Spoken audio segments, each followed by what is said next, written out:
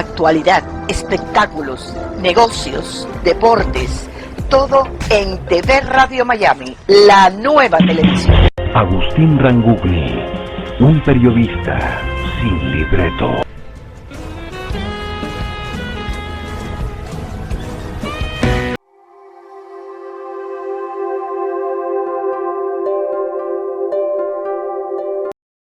Hola, ¿cómo le va? Qué gusto de saludarlos. Aquí estamos, como de costumbre, haciendo Portal Miami, programa que emitimos por TV Radio Miami, en asociación estratégica con Radio Miami Internacional y todas las emisoras que generosamente toman nuestra transmisión. Como lo hago habitualmente, saludo Radio Francia Internacional, a La Voz de América, a Radio Mercosur, Radio Naciones Unidas, Radio Vaticana, un cordial saludo al Papa Francisco, y también a Enrique Llama de Madariaga, que nos toma desde Punta del Este, Uruguay.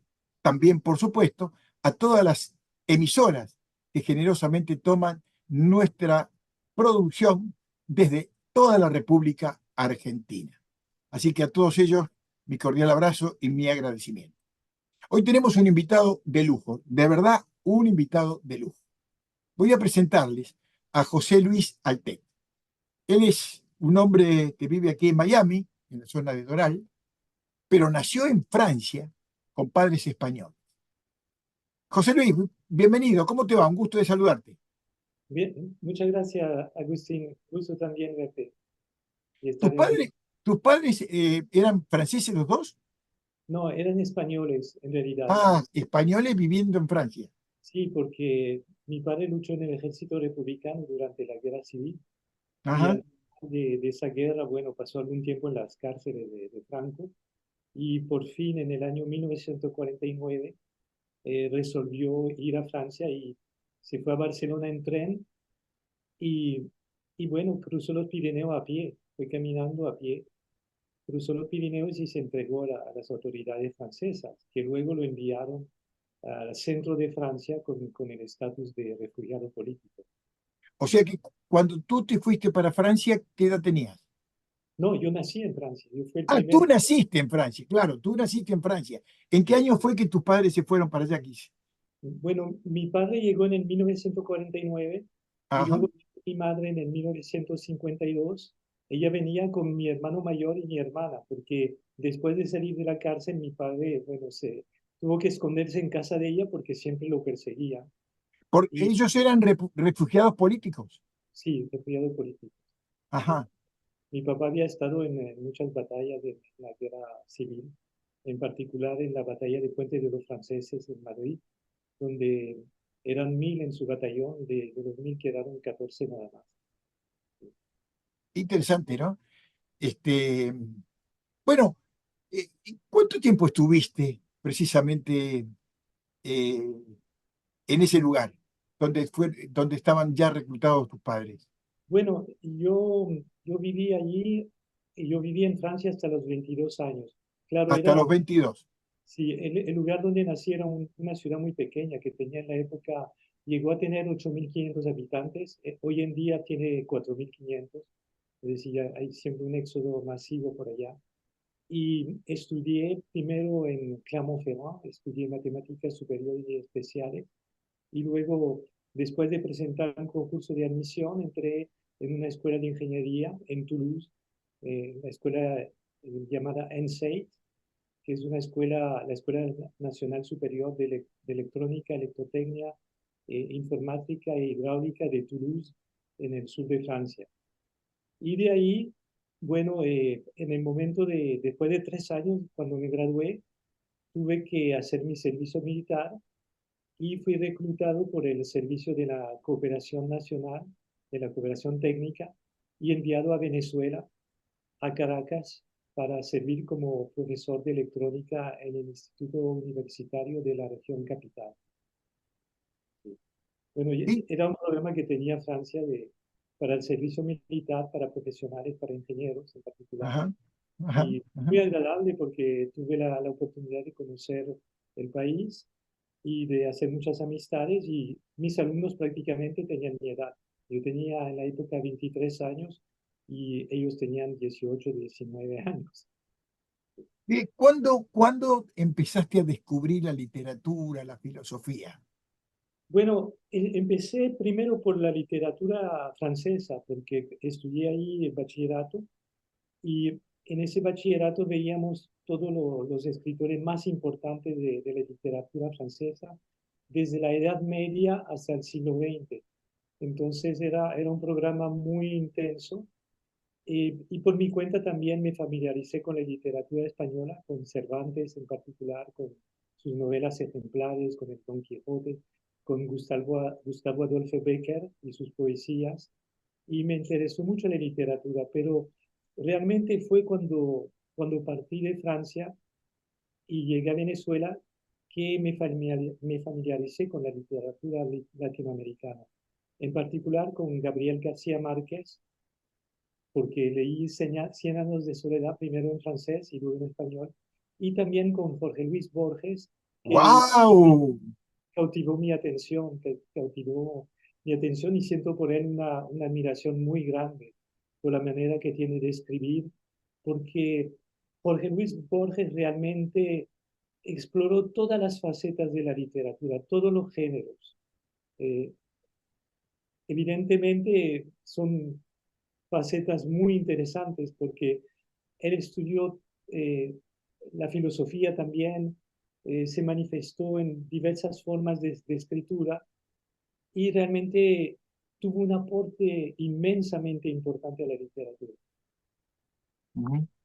Yo leí muchos de sus libros, en particular El Aleph, Ficciones, el libro de Arena y otras más. Y, y bueno, siempre me maravilló su forma de escribir, una forma muy particular.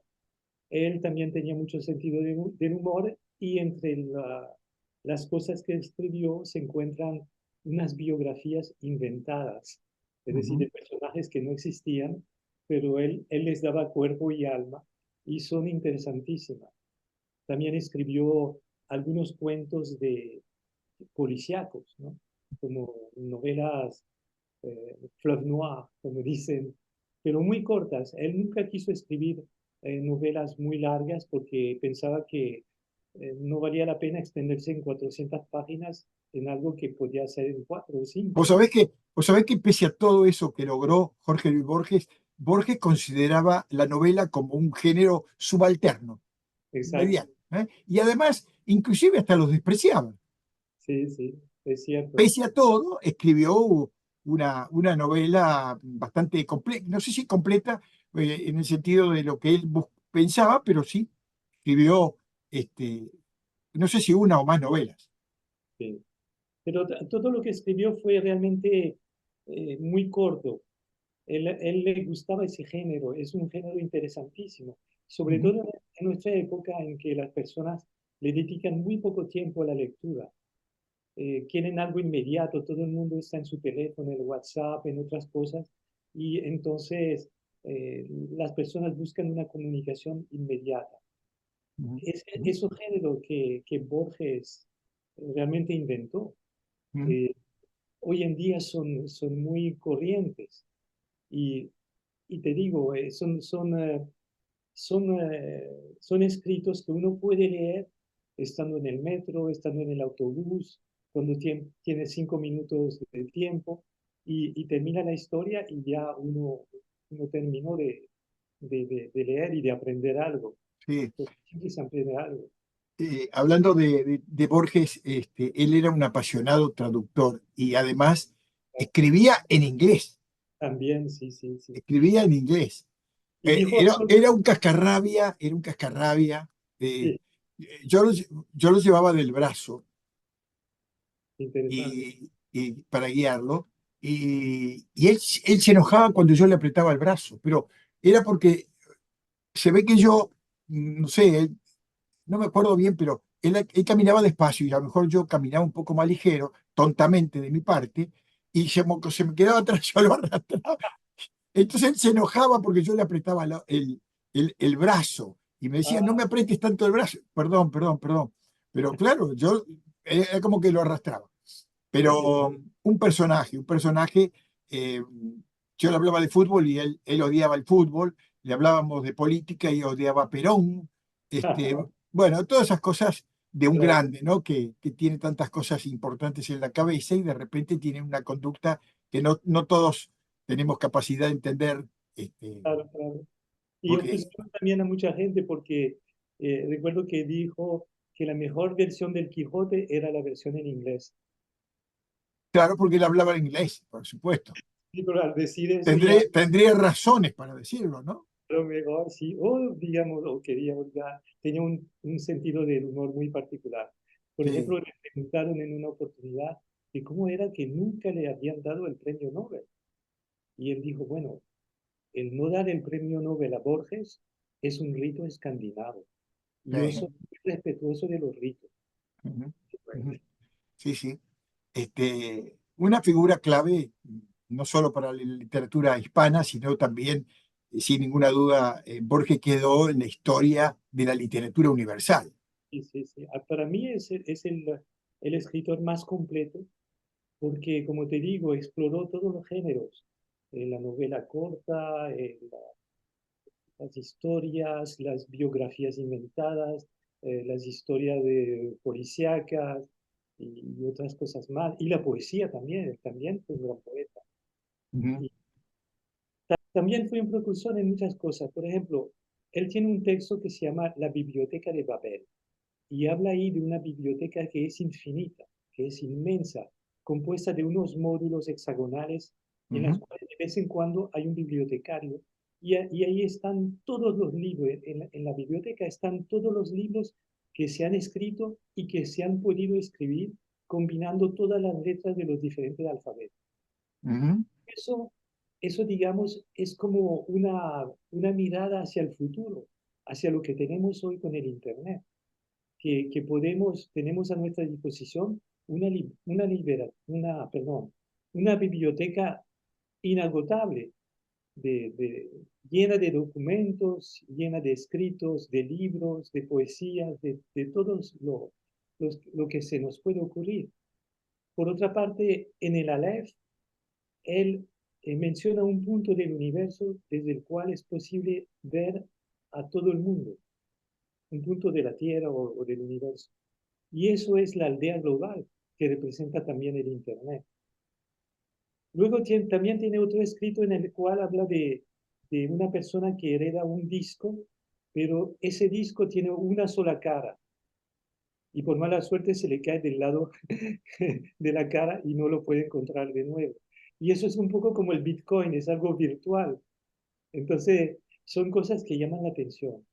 Por otra parte, también la biblioteca de Babel me recuerda algo trascendente, que es el número pi. Y hoy, que es marzo 14, es considerado el día pi, porque es el 314 en inglés. El número pi tiene una importancia muy particular porque es la relación que existe entre la circunferencia de un círculo y su diámetro. Pero no solo eso, el número pi es un número que llaman trascendente. Es decir, no es un número racional en el cual se repite cierta secuencia de cifras, de decimales, ¿no? Sino que no hay ninguna secuencia que se repita en el número pi.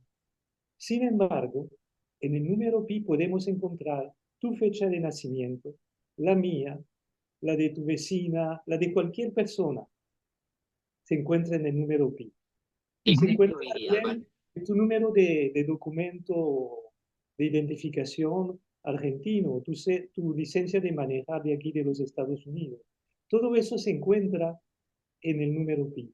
Entonces realmente es un número que abarca todo el universo que podemos conocer. Además que no se acaba, tiene una infinidad de decimales. Y eso es lo que me recuerda también la librería la biblioteca de Babel, que tenía miércoles. todos los libros, todo lo que puedas imaginar se encuentra ahí. Y eso fue la idea de Borges de hablar de esta biblioteca tan inmensa, tan generosa. Ujú. ¿Cómo nació tu interés por la literatura y la filosofía? Bueno, resulta que en Francia, tú sabes que nosotros leíamos mucho, incluso en la escuela primaria nos leían, cuentos y historias. Y recuerdo que mi hermana quería ser escritora y tenía una máquina de escribir y entonces se sentaba a escribir. Claro, siempre aparecía el fenómeno de la página en blanco, ¿sabes? Que tan odiada por los escritores, ¿no? Que están ahí frente a la máquina de escribir y no saben qué escribir. Y me nació esa curiosidad por escribir algo. Claro, yo no había vivido, yo era muy joven todavía, tenía 14, 15 años, pero ocurrió algo que, que me hizo escribir y fue que mi hermana, que había nacido en España, quería ser maestra de escuela. Pero mis padres nunca se habían naturalizado franceses. Entonces ella tuvo que esperar llegar a los 21 años de edad, cumplir con el bachillerato, terminar su bachillerato, y entonces eh, colocar una solicitud para eh, nacionalizarse, naturalizarse. Se naturalizó y luego pidió a ser maestra de escuela. Entonces le dijeron que tenía que esperar 5 años para poder hacerlo. Había una ley en Francia que decía que cualquier persona que se naturalizara francesa no podía ejercer un cargo en la función pública sino después de 5 años de estar naturalizada. Bueno, eso le causó mucho dolor a ella y todo el mundo le decía, ¿pero qué cree usted? No se va a cambiar una ley por usted. En aquella época el presidente de la República era Georges Pompidou, que él mismo Ah, había sido maestro de escuela en Francia. Y bueno, yo ayudé a mi hermana a escribir algunas cartas. Escribimos al ministro de la Educación, al ministro de la Justicia, y todos contestaban con la misma respuesta. Es la ley es la ley. Bueno, a raíz de eso, empezamos a estudiar el Código Civil francés. Nosotros no teníamos ninguna experiencia en ley. Compramos el Código Civil, eh, creado por Napoleón y luego reformado, etcétera, y empezamos a leer hasta que conseguimos una ley que decía, en Francia la muerte civil no existe. la muerte civil no existe. Existe. La muerte civil es un estado en el cual el ciudadano no tiene ningún derecho. Es ciudadano, pero no tiene ningún derecho. Y según el Código Civil francés, eso no puede existir. Entonces le escribimos una carta al presidente Pompidou diciéndole, señor presidente, aquí hay un problema, porque por una parte el Código Civil dice esto, y por otra parte aquí está un caso de muerte civil.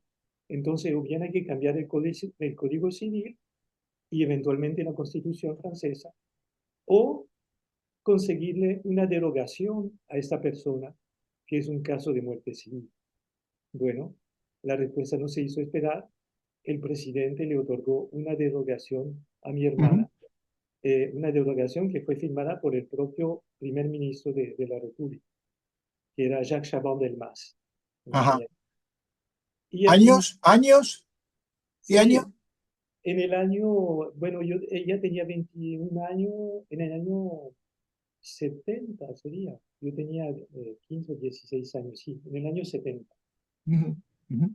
Eh, Siguiendo un poco con tu trayectoria, con tus objetivos, veo que eras un estudioso, eras una persona eh, que todo te interesaba la literatura, la filosofía. Sin embargo, también te metiste en lo que es lo que podríamos llamar una carrera científica. Te graduaste de ingeniero electrónico. Sí, sí, sí. ¿Cómo conjugan estas dos o tres actividades?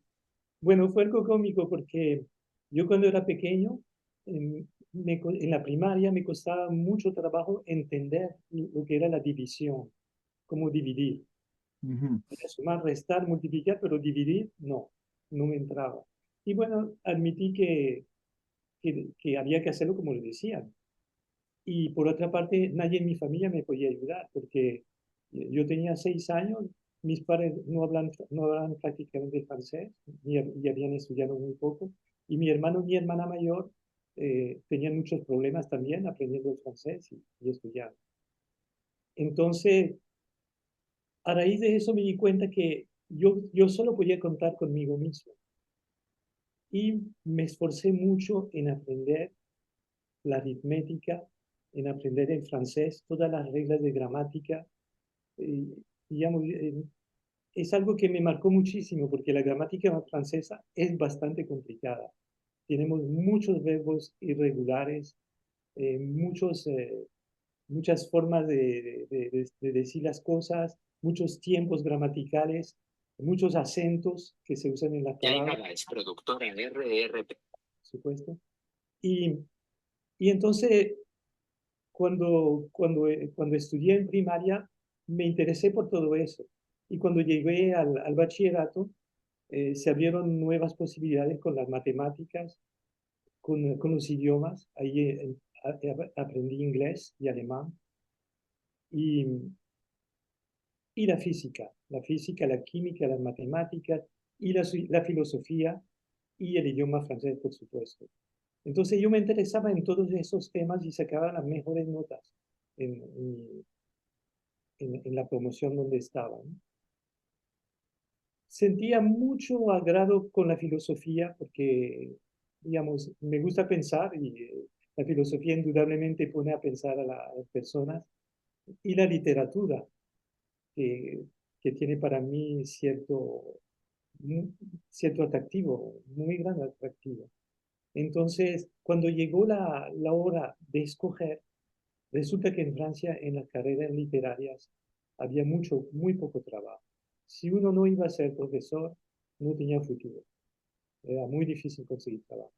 En cambio, en las carreras científicas había más posibilidades. Y un amigo de la infancia me dijo que también era, si no era el primero él, yo era el segundo. Cuando era el primero, yo era el segundo. Cuando era el primero él, yo era el segundo, etcétera. Entonces, él me dijo, mira, ¿por qué no nos ponemos a estudiar matemáticas superiores y estudiamos para ser ingenieros? Sus padres eran profesores, los dos eran profesores. Y yo le dije, bueno, eso puede ser una buena opción. Y entonces seguí su consejo y los dos nos fuimos a estudiar a Clermont-Ferrand, en el Liceo Blaise Pascal. Estudiamos matemáticas superiores y luego matemáticas especiales. No fue fácil porque, bueno, nosotros veníamos del pueblito. En cambio, los demás estudiantes venían de una ciudad de más de 100.000 habitantes y de otros lugares más poblados que el nuestro. Y cuando es como en una carrera, si tú corres con corredores que son mediocres, tú no vas a surgir como el mejor corredor del mundo. Tienes que estar con la gente más capacitada, con gente que sepa más que tú, para que te motives a aprender más. Claro, claro, claro. Y ahí, bueno, fue un choque brutal llegar a esa ciudad de 100.000 habitantes, después de estar en una ciudad de 8.500 personas que nunca salían al mismo tiempo en la calle. Entonces fue tremendo y difícil, pero al final lo logramos. Al final tuvimos que presentar un concurso de admisión en la Escuela de Ingeniería. Él logró el puesto número 49 entre 1.200 personas, 1.200 estudiantes que fueron aceptados, y yo logré el número 232. Bien. Entonces salimos bien. Él se fue a estudiar ingeniería nuclear en la Escuela de Génie Physique de Grenoble, y yo me fui a Toulouse a estudiar electrónica en el ENSEI. Y bueno, así pude conjugar las cosas que me gustaban, porque Claro, claro. me llegaron a apasionarme. Al principio no me gustaban mucho, pero han logrado apasionarme, y así también como la física. Y tuve que enseñarle eso a mis alumnos en el IUT en español. Yo tenía un español un poco rudimentario, muy periférico, porque nosotros en la casa hablábamos español con nuestros padres, en la calle, en el colegio, en el liceo y en cualquier otra parte, francés. Entonces mi español no era del todo óptimo, pero en la escuela aprendí mucho. Me imagino, me imagino. Yo estaba leyendo tu currículum y está tan variado y está tantas experiencias que has vivido, que me encontré con uno que te refería a que fuiste reclutado por el Servicio de Cooperación Técnica Francesa, creo, Sí, y que terminaste realizando el servicio militar en Venezuela. sí, sí, Y porque ahí eran, en Venezuela también actuaste como profesor sí, en un sí, instituto universitario de tecnología. exacto, sí, Eh, sí, porque, Brevemente, contame cómo se dio toda esa sucesión de hechos. bueno, en Francia en aquella época, en el año 77, cuando yo me gradué de ingeniero, que me gradué de segundo, en segundo lugar en la promoción, éramos como 44. En realidad tercer lugar porque habían dos primeros, pero bueno.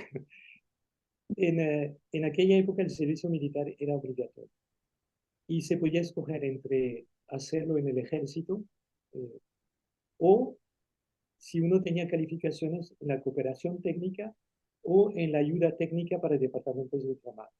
La cooperación técnica era un servicio de tipo civil que reservado para médicos, técnicos e ingenieros. Y en ese servicio civil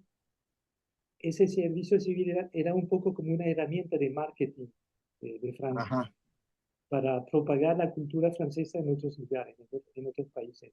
Y Francia tenía ese servicio en varios países latinoamericanos, en Venezuela, en Perú, en Costa Rica, creo, y en Argentina. En Ujú, Argentina iban los ingenieros nucleares a la planta de Bariloche, ujú, al reactor nuclear de Bariloche. En Venezuela nos tocaba en el IUT, que era un instituto formado sobre el modelo francés. En ese IUT seguíamos exactamente el mismo programa que en Francia. Es decir, era un programa de estudios de 2 años y al cabo de esos 2 años los alumnos se graduaban de técnicos superiores que eran la mano derecha de los ingenieros. Y muchas veces, digamos, eran tan capacitados que cuando hacían su pasantía ya ahí mismo conseguían trabajo. A ellos les dábamos matemática, ingeniería, perdón, electrónica, eh, hacíamos laboratorios, era una enseñanza muy práctica. Y salían excelentes, salían unos alumnos excelentes. Sorprende que en tan poco tiempo, cuando tenías esa edad, si recordás más o menos qué edad tenías, hacías tantas cosas juntas. Sí, Sorprende, mm, porque según lo estuve leyendo, fuiste reclutado por el Servicio de Cooperación Técnica Francesa, creo que lo dijimos, y sí, y terminaste haciendo el servicio militar en Venezuela, sí. pero también ahí actuaste como profesor de un instituto universitario, Aparte del servicio militar. Era, aparte de... Bueno, sí. Y tuve la ve- oportunidad de trabajar con todo. veo que también has recorrido varios países de Sudamérica, o sea que no te quedaste solamente en Venezuela. No, no, no. Resulta que, bueno, después de Venezuela, donde yo tenía que hacer 2 años de servicio y me Ujú, quedé 11 años más, pero fuera del servicio, ¿no? Porque el servicio eran solo 2. Me ujú. quedé, me casé, tuve un hijo, me divorcié, regresé a Francia y conseguí trabajo en una empresa americana del Valle del Silicio, en Francia, y me encargaron de Europa del Sur. Fui ingeniero de aplicaciones en Europa del Sur, es decir, Francia, España y Portugal. Ujú. Y luego regresé a Venezuela y ahí me encargaron de Latinoamérica, Brasil en particular. Viajé a Brasil, a Argentina, Interesantísimo. Colombia, a Venezuela, sí, a Chile también. Y luego conseguí un puesto aquí en Estados Unidos, se abrió un puesto y vine para Orlando y gané la lotería de visas. Entonces conseguí también la residencia americana. Interesante, interesante. Este, ¿Cuántos libros eh, produjiste? Bueno, yo he escrito 4 en realidad. Cuatro. Sí, he escrito 4, uno de ellos bajo el seudónimo José Luis Borja, porque participé en un concurso organizado por la revista Sésam de Buenos Aires, y era el segundo certamen de cuentos Jorge Luis Borges. Entonces, la idea era escribir un texto en una página, eh, tamaño carta. Eso era lo único de lo que se disponía. y ahí escribí un texto llamado Dulce Venecia que incorporé en este libro que se llama Crónicas Venecianas y Ajá. Discusión de una dictadura moderna. Es un libro que es una sátira de la dictadura de Chávez y está escrito, bueno, está ambientado en Venecia y el personaje central es el Duce. ¡Qué mezcla! Es el Duce que representa a Chávez, evidentemente. Sí. Y bueno, ahí recorro todas las facetas del gobierno y todas las tramas y las marramucias que hacen. Hablo de una fábrica de nubes que es en la herramienta de propaganda del régimen, en la cual se fraguan todas las conspiraciones, todas las cosas que van a decir para mantener dormida a la población. Qué interesante.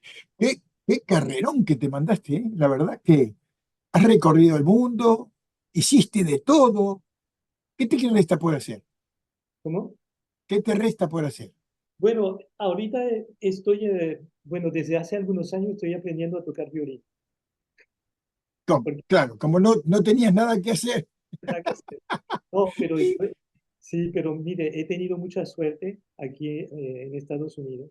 Yo en Francia estudié 7 años de solfeo en el liceo, pero nunca tuve la oportunidad de tocar un instrumento. Pero aquí en Estados Unidos conocí a Susan Siman, que es una tremenda músico, que es directora de un instituto también. Creo que ahora está en México, pero reparte su tiempo entre México y Florida y Estados Unidos en general. Y con ella me inicié a aprender el violín. Luego ya se fue y conseguí hace un par de años un profesor que es un virtuoso del violín llamado Johnny Mendoza. Él es Ajá. de Venezuela, del estado Táchira, y es un virtuoso del violín. Virtuoso, director de orquesta, él toca varios instrumentos, toca la guitarra, el piano, el cuatro, el violín, la mandolina, bueno, lo que le pongas. Y compone también. Ujú. Entonces, estoy maravillado por eso. Mi esposa está estudiando piano con él también. Y realmente Tu esposa tiene un gran talento es un gran y talento. te felicito por acompañarla, por respaldarla. Fuera de serie, así que felicitaciones. Sí, sí. Entonces, bueno, es una cosa que me quedaba por hacer. Eh, no sé qué otra cosa me quede, he tratado de hacerlo más. No, mira, como en televisión todo tenemos un tiempo, yo creo Sí, que tenemos que redondear, pero fundamentalmente yo quiero destacar que hace un tiempo, no sé cuántos años ya, tuve la sí, suerte de entrevistarte cuando presentaste tu libro, uno de tus libros, sí. El astronauta este, solitario creo que era. que te acuerdas, ¿no? Sí, sí, sí. Éramos jóvenes. Pues, pero bueno, Este, uno es tan joven como lo piensa. Por ejemplo, yo cumplí 69 años ajá, el año pasado. Pero en mi mente yo todavía tengo la edad que tenía cuando me fui para Venezuela. Que tenía eres 20. joven, eres muy joven todavía. Y eso, yo he conservado esos recuerdos y conservo los recuerdos de lo que he leído y de lo que aprendí con Borges y con García Márquez. ¿Tú Que tuviste cara a cara con Borges? no estuve Ah, con él, pero con lo que he leído de y él, con Márquez tampoco. con Márquez tampoco. Pero yo sé que tú tuviste la oportunidad de Sí, conocer. sí, yo estuve en su casa, estuve en Ah, su casa. fantástico, porque eres parte de la historia. Tú ¿Eh? eres parte de la historia de esos dos personajes. Yo, Yo lo cuando entré a la casa de García Márquez, y lo primero que encontré, no solo un cuadro, sino su máquina de escribir. fantástico, ¿eh? Wow. Una cosa que me maravilló esa máquina de escribir, porque esa máquina tiene en sus recuerdos de haber convivido con un grande, ¿no? Un grande de la literatura. Fantástico, es fantástico. Yo no he tenido la suerte de acercarme tanto a la historia, bueno, excepto a través de mis cartas a 4 presidentes de Francia, ¿no? Porque resolví otros casos así. Pero yo pienso que lo que me despertó realmente a la literatura fue eso, de que pude convencer, con lo que escribí, pude convencer a varios presidentes. Y entonces me di cuenta del poder de la palabra. Y el poder de la Es palabra también está en escribir. Hay que muy escribir importante, cosas que lleguen al corazón y muy importante. que sirven también de entretenimiento para las personas. que sean como un bálsamo para el espíritu, para el cerebro. Sí. Bueno, hemos tenido experiencias parecidas, ¿no? Porque Borges, García Márquez, Francia. Yo tuve la oportunidad de viajar en el Concorde, conocí a Mitterrand, conocí al que era su vicepresidente, que luego fue presidente, Giscard d'Estaing, Sí, acompañando al presidente Alfonsín, el presidente argentino, el y presidente tuve la oportunidad de compartir con ellos. Así que tenés una larga experiencia, una larga sí, suma yo de conocimientos, ¿no? no te he contado que yo hice una pasantía cuando estudiaba ingeniería, hice una pasantía en aeroespacial en la época en que se empezó También, a construir Concorde. Entonces yo tuve la yo oportunidad viajé de en el Concorde, yo viajé en el Concorde. viajar, pero caminé sobre las alas de Concorde. No me diga, qué maravilla. Sí, sí, y dentro también, yo estaba en el departamento de pruebas en vuelo, pero realmente como era pasante no me mandaron a hacer prueba en vuelo nunca. Qué Pero maravilla. se iban en la mañana, iban hasta Islandia y estaban de regreso al mediodía. Hacían los vuelos de prueba sobre el Atlántico. Ujú. Fue realmente una experiencia extraordinaria. Se estaba No, construyendo sí. y Yo Airbus. me acuerdo cuando subí al Concorde, iba con mi esposa y me dieron un lugar alrededor Giscard d'Estaing, el presidente argentino, toda la comitiva, y me sentaron en una mesita donde había una copa de champán, dos copas de champán, una botella de champán y un ramo de flores. Y Sí, hicimos una vuelta nada más que de exhibición, ¿no? Pero sí, fue para mí maravilloso todo eso. Fue espectacular. fantástico. Sí, bueno, yo ¿Qué? hice mi carrera al revés, ¿ves? Porque empecé siendo profesor. Luego trabajé como vendedor en ventas técnicas, como ingeniero de aplicación. Luego pasé al diseño electrónico. Y generalmente, y luego, digamos, ejercí funciones también administrativas. Generalmente se hace al contrario. Los Bien, ingenieros empiezan por el diseño, bien. Decime, pasan a la parte, pasan a la parte comercial y luego pasan a la parte gerencial. mm, Entonces, qué camino largo que recorriste, ¿eh?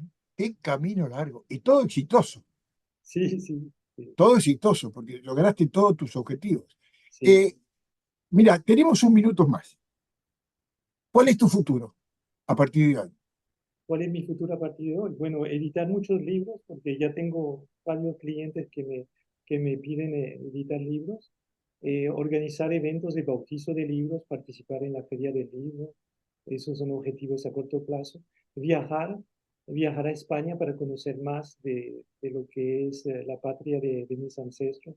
A mí me gusta mucho Europa, me gusta mucho Francia, por supuesto, y España, y me gusta mucho recorrer esos lugares y porque cada vez que llego a una ciudad, eh, me coincido me consigo la historia, pienso en la Eh, historia de esa ciudad. A mí me pasa lo mismo. A mí me gusta viajar, me gusta recorrer, conocer el mundo. Tuve la suerte de gran parte del mundo conocerlo. Este, eh, y estoy, yo creo que muy enriquecido justamente por esas experiencias, ¿no? Que son experiencias inolvidables.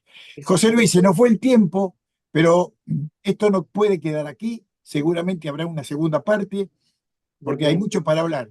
Un cordial saludo, te felicito, muchas gracias por estos minutos. Sigo a tu esposa, es quien aprecio mucho, y bueno, te sigo deseando que se multipliquen los éxitos, Claro, porque claro. llegaste a este mundo para ser exitoso y lo has logrado. Gracias, gracias, Agustín. Muchas gracias por tenerme en tu programa.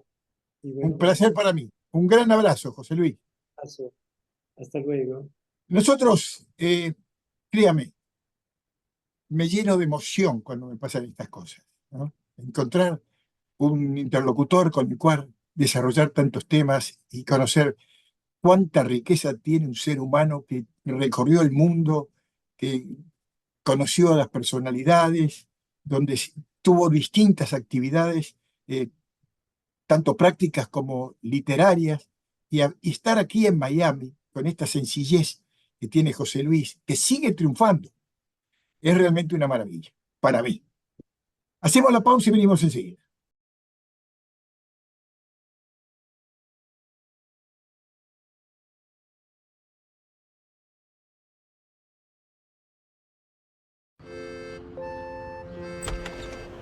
Buen día.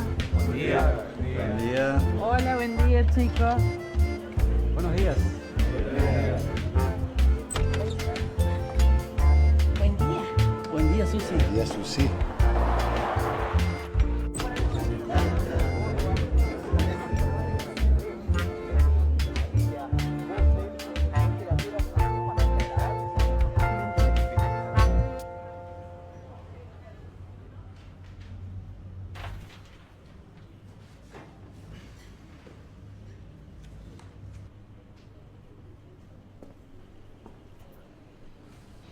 ¿Saluda el señor o podemos dormir juntos? Buenos días. Buen día. Bueno, como decíamos, para la zona sur... La buena costumbre de saludar, contagiémosla. Respeto, solidaridad, unión, honestidad. Contagiemos valores.